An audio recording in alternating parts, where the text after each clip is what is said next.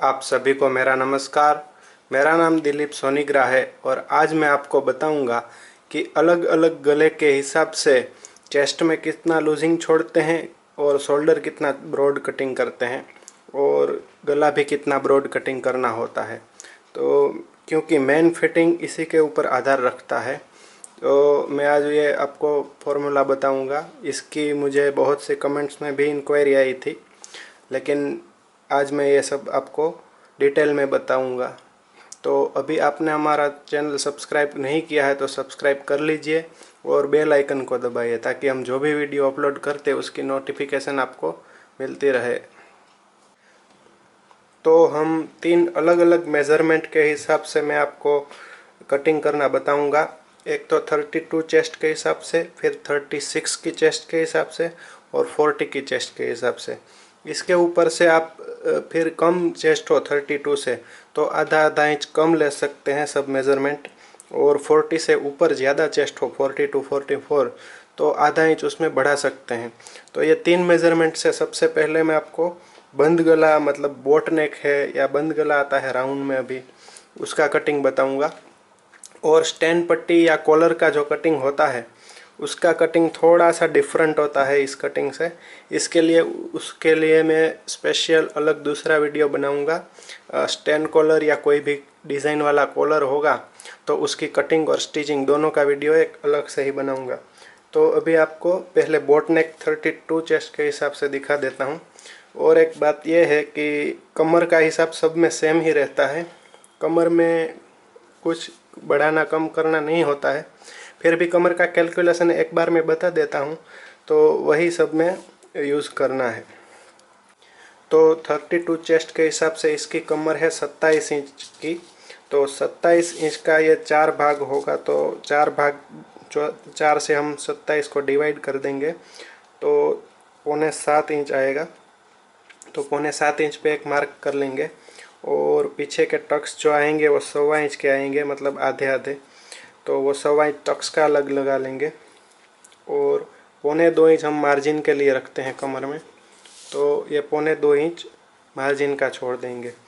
मतलब जितना भी हमारा मेज़रमेंट आए उससे 3 इंच एक्स्ट्रा रख देना है चौथे भाग पे। तो ये कमर का कैलकुलेशन सब में यही हिसाब से करना है, जितनी भी कमर हो उसमें कुछ एक्स्ट्रा नहीं करना है। अब हम चेस्ट और शोल्डर देखेंगे। लंबाई अभी हम कोई भी ले सकते हैं। अभी 14 इंच रखते हैं तो 1 इंच लंबाई में ज़्यादा रखना होता है, तो अभी 15 इंच रख के हम यहाँ पे एक मार्किंग कर लेते हैं। अब 32 चेस्ट के हिसाब से 3 इंच लूजिंग छोड़ना पड़ेगा हमको, बंद गला है इसके लिए। तो 8.25 35 इंच होता है, 3 इंच लूज छोड़ेंगे तो उसका चौथा भाग होगा 8.25। यहाँ से 4 से डिवाइड कर देना है क्योंकि ये 4 भाग आएगा तो।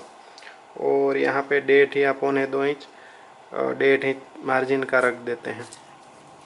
अब यहाँ से आर्म होल कितना नीचे लेते हैं वो मेन चीज़ इम्पोर्टेंट नहीं है। इम्पोर्टेंट है यहाँ से गोलाई, जो आर्म होल का मेज़रमेंट है उतनी आनी चाहिए। तो अगर हम यहाँ पे मार्किंग नहीं करेंगे तो भी चलेगा, लेकिन अभी हम 6.5 इंच के ऊपर मार्किंग कर लेते हैं।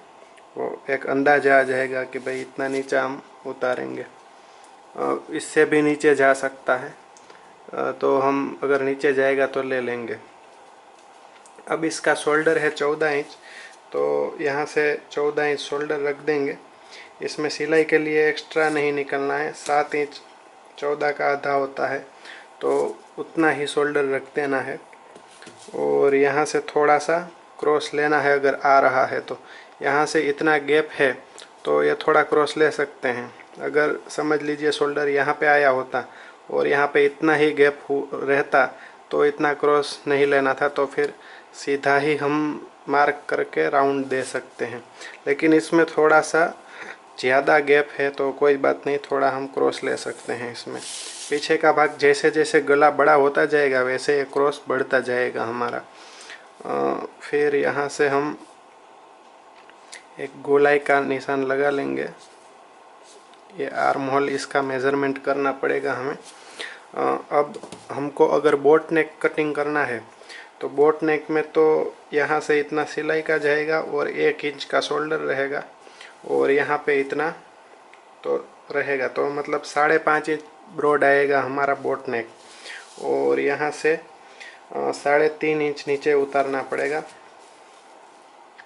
और मेज़रमेंट कम है तो 3 इंच पे भी लेंगे तो भी चलेगा। जैसे जैसे थोड़ा मेज़रमेंट बढ़ेगा वैसे 3.5 तक पहुंच जाएगा तो चलेगा। तो यहाँ से हमने सीधा मार्क किया है, तो सीधा मार्क नहीं करना है, यहाँ से ही थोड़ा ऐसे राउंड शेप दे देना है। तो ये ऐसे बोट नेक हो जाएगा। और बोट नेक में शोल्डर बहुत ही छोटा होता है, तो यहाँ से बोट नेक है अगर तो सीधा ही रखना है। अगर बोट नेक नहीं करना है और अभी जो बंद गला चल रहा है वो करना है तो हमें 3.25 इंच ब्रॉड कटिंग करना पड़ेगा। 3.25 से 3.5, 3.5 इंच कटिंग करेंगे तो चलेगा। और यहाँ तो 3 इंच ही रखेंगे, तो यहाँ से एक सीधा मार्क कर लेंगे और फिर यहाँ से ऐसे राउंड दे देंगे, तो ये बंद गला हो जाएगा राउंड में अभी जो चल रहा है। लेकिन ये वाला अगर हम गला कटिंग करेंगे तो यहाँ पे ½ इंच क्रॉस कटिंग करना पड़ेगा हमें। ये यहाँ से लेके ½ इंच ले लेते हैं और शोल्डर से ½ इंच क्रॉस कटिंग करना है। अगर बोट नेक है तो क्रॉस नहीं काटना है, सीधा ही रखना है। और अगर ऐसे गोल गला है इतना छोटा एकदम पैक बंद गोल गला, तो ½ इंच क्रॉस काटना है सभी मेज़रमेंट में। अभी इसका आर्म होल है 14 इंच का, तो हम यहाँ से इतना सिलाई का ऊपर शोल्डर पे छोड़ देंगे और 14 इंच का आधा कर देंगे 7 इंच। तो यहाँ से चेस्ट का जो निशान है वहाँ तक 7 इंच होना चाहिए। ये यहाँ से देख रहे हैं तो 6.25 हो रहा है, तो थोड़ा सा ये निशान को हम इतना नीचे ले जाना पड़ेगा। ये 7 इंच यहाँ पर है तो ये राउंड यहाँ तक आ जाएगा। तो ये 32 चेस्ट के हिसाब से बंद गले में इस हिसाब से कटिंग होगा। तो यहाँ से फिर यहाँ और कमर के साथ इसको मिलाकर फिर इसको कटिंग करना है, जो भी करना है उसके हिसाब से। अब 36 चेस्ट के हिसाब से भी यही मेज़रमेंट इसी हिसाब से लेना है। 36 में 3 इंच लूजिंग छोड़ना है तो 39 हो जाएगा, तो 9.25 इंच आ जाएगा यहाँ पर। और यहाँ पर भी 1.5 या 2.25 इंच का मार्जिन छोड़ना है। ये मैं इसी में ही दिखा रहा हूँ आपको, 36, 32 और 40 तीनों 3 का। और शोल्डर इसका है 15 इंच। अब शोल्डर का मेज़रमेंट ले लेना है। ये 7.5 आएगा 15 का आधा, तो शोल्डर तो उतना ही रखना है जितना है उतना। और यहाँ से ये 3.5 इंच ही ब्रॉड गला है वो रखना है। और यहाँ से अगर बोट नेक है आपका तो शोल्डर यहाँ पर आ रहा है, तो ये 1 इंच का ही शोल्डर यहाँ से रखना है अगर बोट नेक है तो ये बोट नेक को थोड़ा सा यहाँ से इतना ½ इंच ब्रॉड कर देना है, तो ये बोट नेक हो जाएगा। और उसी हिसाब से फिर यहाँ पे ऐसे क्रॉस लेकर इसका आर्म होल है 16 इंच का। 32 चेस्ट में वैसे तो 14, 14.5 और 15 तक का आर्म होल होता है। और फिर 34 चेस्ट आती है तो उसमें तो 15 का ही आर्म होल ज़्यादातर होता है। लेकिन आर्म होल का मेज़रमेंट यहाँ से ऐसे गोलाई में हाथ में ले लेंगे तो ज़्यादा अच्छा रहेगा। और फिर यहाँ से इसको राउंड दे देना है और फिर यहाँ से इसी को भी जैसे हमने 32 में मेज़रमेंट किया वैसे ही कर लेना है आर्म होल का 16 इंच पे। और 40 चेस्ट है उसमें हमको 3.5 इंच लूज छोड़ना है, तो उसका होता है 43.5। तो यहाँ से 11 इंच में एक धागा कम आएगा और यहाँ पे निशान लगा लेना है। और इसमें भी शोल्डर 17 इंच का है, तो यहाँ पे 8.5 इंच रख के शोल्डर का आधा और यहाँ से ऐसे क्रॉस मार्किंग कर लेना है। और इसका आर्म होल 17 इंच है, तो इसका थोड़ा मैं दिखा देता हूँ। इसमें यहाँ से 3.25 इंच कटिंग करना पड़ेगा अगर ये 4 इंच कटिंग करना पड़ेगा, ये गोल गला है तो यहाँ से 4 इंच कटिंग करेंगे और यहाँ से 3.5 इंच कटिंग करना पड़ेगा।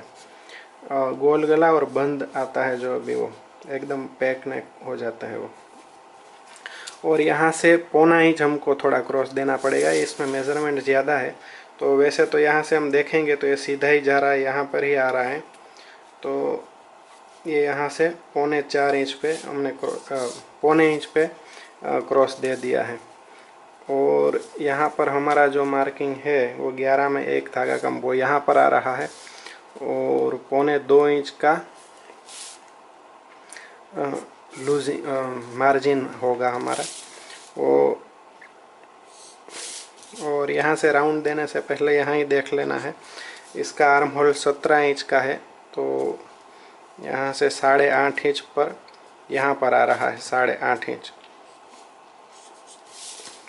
तो इसी हिसाब से इसका आर्म होल कटिंग कर लेना है। तो ये तीनों 3 चेस्ट के हिसाब से मैंने बताया, इसमें लेंथ भी ज़्यादा होगी फिर 40 चेस्ट होगी तो, लेकिन ये तो आपको ये पीछे का भाग कैसे कटिंग करना है वही दिखाया है।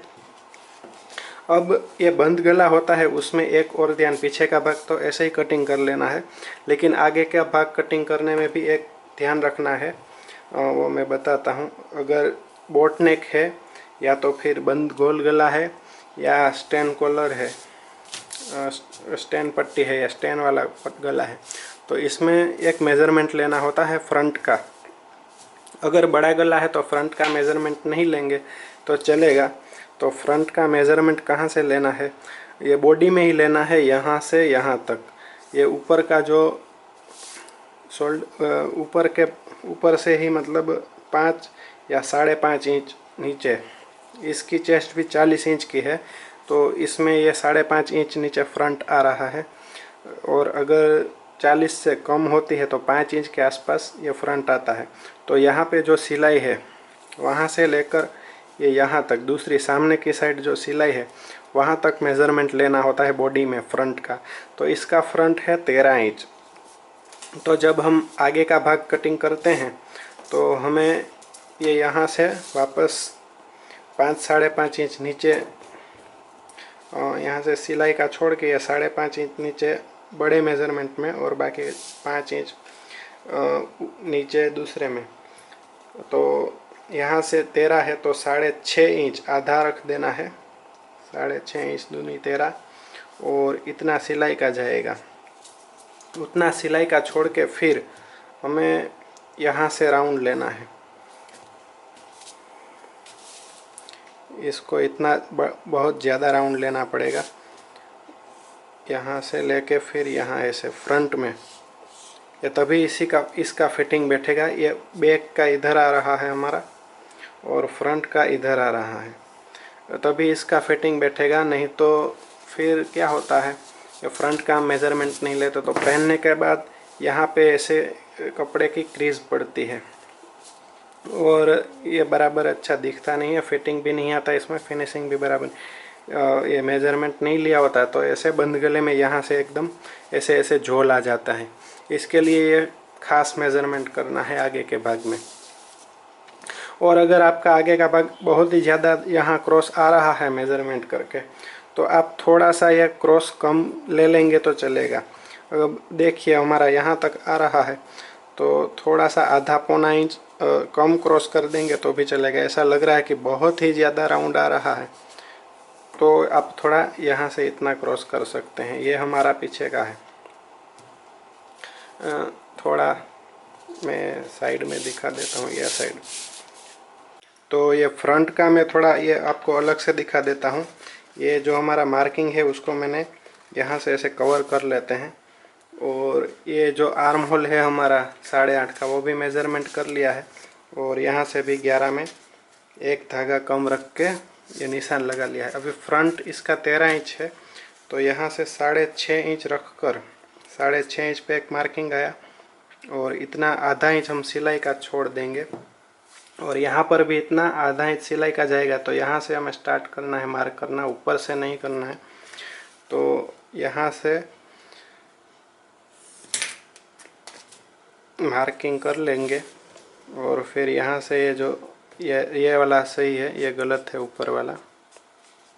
यहाँ पे हमारा 8.5 इंच आ रहा है,